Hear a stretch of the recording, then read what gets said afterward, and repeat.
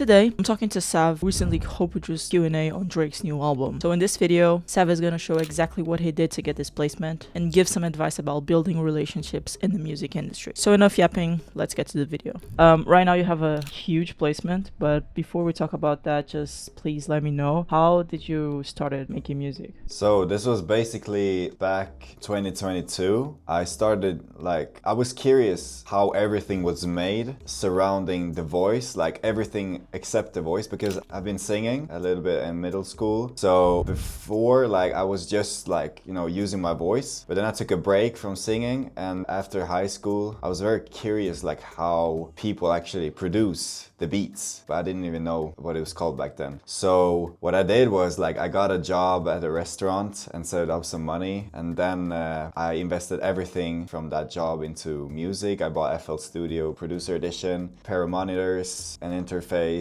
a MIDI keyboard, entry-level plugins, bought a mic. So you initially started singing. I didn't know that. So how was your process going from zero to really getting good at music? Because so 2022 is 4 years ago, and you already have a Drake placement in 4 years of producing, which is most producers life goal. How did you actually get good at music from zero to where you are now?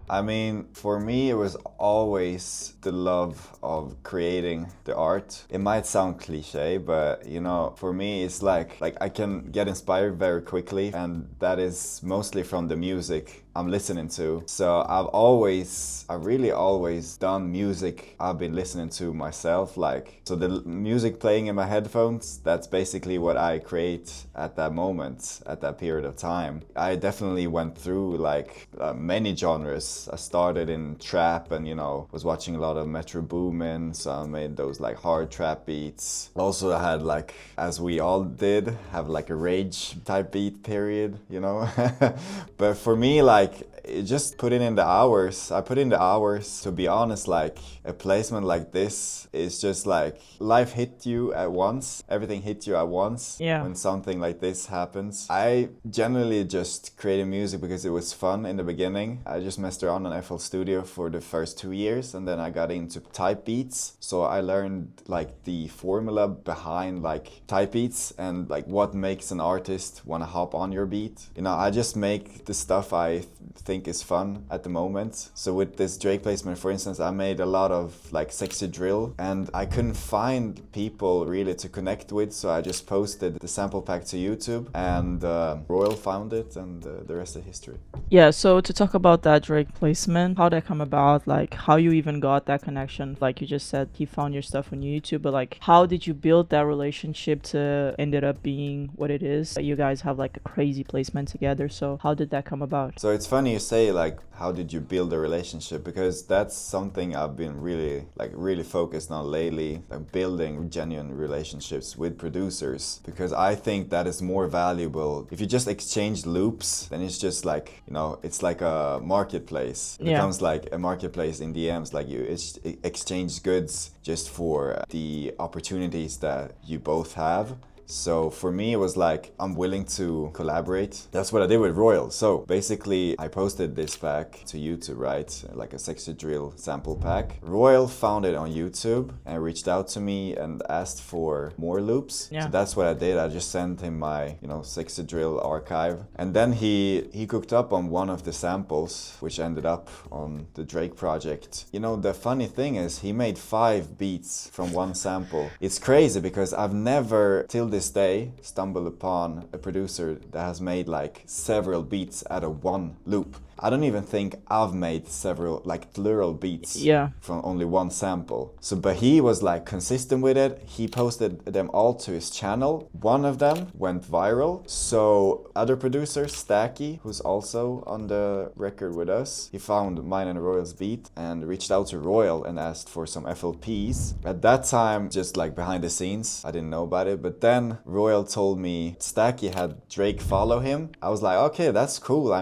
Another another opportunity for major artists, but I really didn't like see the big vision, to be honest. Didn't got excited because it was like Drake. No, I didn't get excited, like, because it was so, you know, in a position like that where I was back then, I had like no major placements, I had no bigger motion going on. Like for me, it was like, yeah, all right, just, you know, because I had like 10 people having connections to major artists, but nothing happened. So it's easy to just, you know, feel a little bit like demotivated. Yeah, but basically like 6 months go by, I hear nothing. But then Royal messages me in like December of 2025, and he told me like supposedly Drake had hopped on one of our beats. I was like, yeah, sure. I mean, I kind of believed it, but you know, I couldn't believe it until I heard it. Then another 5 months go by, and then in May, 10 days before the release, Royal is calling me at like 5 a.m. but I was asleep then. But when I woke up, like my phone blew up. I was like, okay, something is up. And then I get this message from Royal just saying, bro, I think we might have landed something big. And yeah, that feeling like, okay, something is going on, you know. I get this message from Stacky that his manager is gonna contact me, and you know something is up. Yeah. I don't know, like they don't tell me which artist, they just tell me it's an OVO artist, but you know, I put 2 and 2 together because like Drake announced that he was gonna drop 15th of May, and back then we only knew it was one album. So I was gonna ask a question about it, like how was, because everything was a super secret, like how was that feeling knowing, because like you could